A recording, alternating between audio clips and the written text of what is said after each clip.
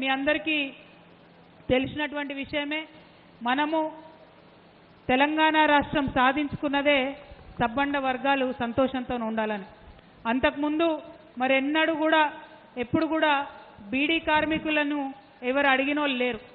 తెలంగాణ రాష్ట్రం రాగానే బీడీ కార్మికులకు 2000 పెన్షన్ చేసుకున్నాం మనం.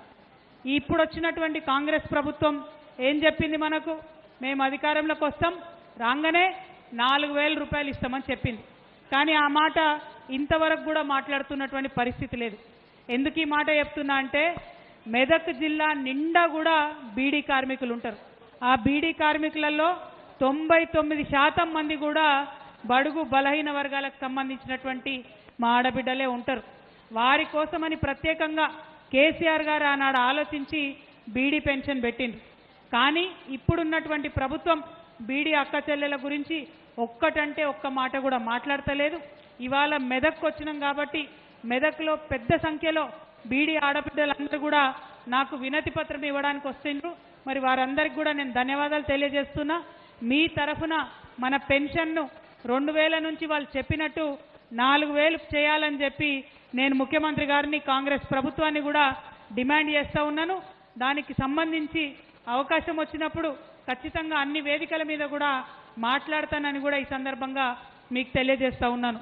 అదేవిధంగా మన బీసీ బిల్లుకు సంబంధించి మీ అందరికీ కూడా తెలుసు, 42% మనకు బీసీ బిల్లు కావాలని చెప్పి ఇక్కడ పెట్టుకున్నాం, కేంద్రానికి పంపుకున్నాం.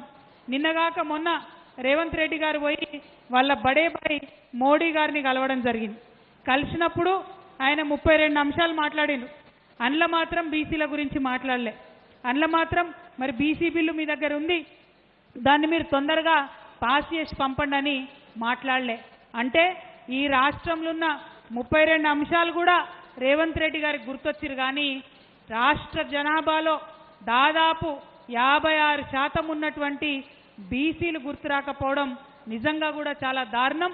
రేవంత్ రెడ్డి గారిని మేము డిమాండ్ చేస్తూ ఉన్నాం, మీరు తక్షణమే బీసీ బిల్లు పాస్ చేయాలని చెప్పి అఖిలపక్షం తీసుకుపోతారా, లేకపోతే మీరు ఒక్కరే కాంగ్రెస్ పార్టీ తరఫున పోతారా, కేంద్ర ప్రభుత్వం మీద మీరు ఒత్తిడిని తీసుకురమ్మని చెప్పి నేను రేవంత్ రెడ్డి గారిని డిమాండ్ చేస్తూ ఉన్నా.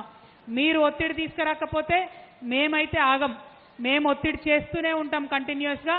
ఆ ఒత్తిడిలో భాగంగానే మెదక్ జిల్లా కేంద్రంగా జూలై 17 నాడు మరి రైలు రోకో చేస్తామని చెప్పినాం. ఖచ్చితంగా రాష్ట్ర వ్యాప్తంగా అన్ని చోట్ల కూడా రైలు రోకో చేస్తాం. తెలంగాణ వ్యాప్తంగా కూడా రైలు బంద్ అయ్యేటట్టు చేస్తాం.